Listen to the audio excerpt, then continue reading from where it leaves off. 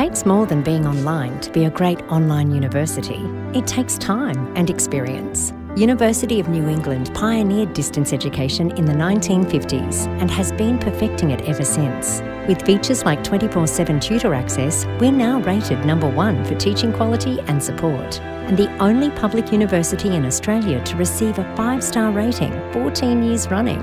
So, for an expert online education, choose UNE. Hello, my name is Rene Villano. I'm a professor of economics at the UNA Business School.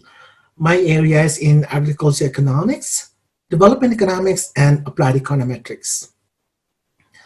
In this short video, I'm going to give you a brief insights on the impact of COVID-19 on food systems and food security. As we know, the COVID-19 pandemic affects all sectors of the economy. It has forced many regions, many states and countries lockdowns and quarantines in order to stop or slow down the effect of COVID and also to mitigate the impact of this pandemic on the society.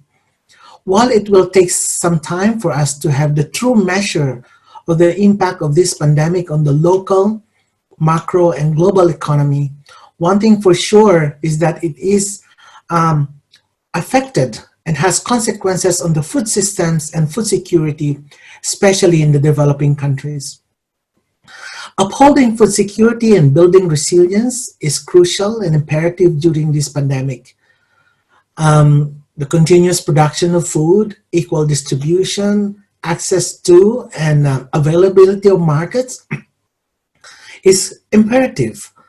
Now, this situation will be different between countries and between regions. So therefore, the challenge of maintaining well-functioning food systems will be enormous. This will require holistic, collaborative, and innovative approaches in order to ensure the continuity of the food systems to serve the people, especially those that are the most vulnerable members of the society. What are the challenges of food systems amid this COVID-19 pandemic? The impact of pandemic is affecting the society or the community, but especially those who are already facing hunger and those without effective source of livelihoods. The farmers in the developing world, the smallholder farmers, are one or a group of these, are example of this group that will be severely affected. Currently, the impact of pandemic are already being felt in terms of the disruptions of domestic food supply chains and other shocks in the production systems, such as the loss of job, loss of income, loss of remittances that can be used for purchasing inputs, but most of all, also loss of labor shortages. These labor shortages are starting to impact the producers and also other members and stakeholders in the supply chain, processors, traders, logistic companies, and so on, particularly for food products that require workers to be in close proximity. I mentioned that those who lost jobs and lost income are the most vulnerable to be affected by this COVID-19 pandemic. But there are also other groups who are at risk of food insecurity as a result. For example, those who are living in fragile and conflict affected countries or areas, those who are vulnerable to or affected by climate-induced or natural disasters. For example, the Philippines, who have just recently been battered by typhoon, the South Asia, who was affected by hurricanes, and other countries that are affected by natural disasters, they will be mostly affected and vulnerable to food insecurity. But what can we do in order to protect us from the full impact of COVID-19? In most countries, there are already ongoing efforts to protect and ensure food security for all. Aside from controlling the spread of COVID-19, ensuring access to food is the most urgent task for all of us. In the short term, there are ways or measures that have been implemented by the government, such as giving cash, social amelioration fund, giving food, and many more. And this is not only happening in the developing world, but also in other developed countries. In doing this undertaking, one obvious activity that is really good is actually the partnership between government and non-government, and between private and private entities.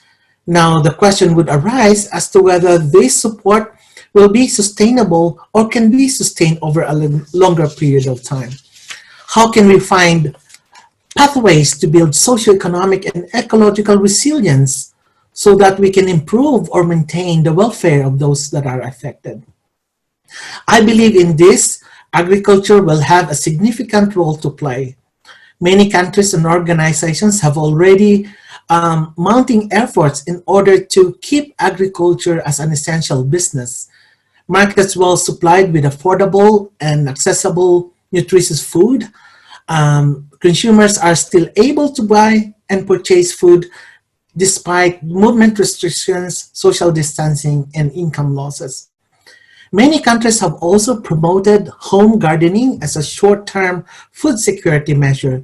These are well and good, especially in the countries where food supplies are severely affected. In the global scale, there are organizations such as the World Bank who are working with governments and international partners in order to closely monitor domestic food and agricultural supply chains. These programs are implemented in collaboration with both government and non-government entities, and also private and public sectors. I would like to conclude this short video by saying that in an effort to ensure food security for all and building resilience, it requires policy framework and enabling environment. We should all work together, collaborate, we should learn from each other so that we are able to address and tackle the impact of this pandemic. It is essential for us to support the most vulnerable members of the society through other ways or through proven ways, such as safety net programs, complemented by food distributions, for example, especially when or where the supply chains are severely disrupted. And finally, in the long term, investment on research or scientific infrastructure that will generate innovations that will increase food supplies, that will improve productivity, are important domain to ensure security or food security for all members of the society. Thank you.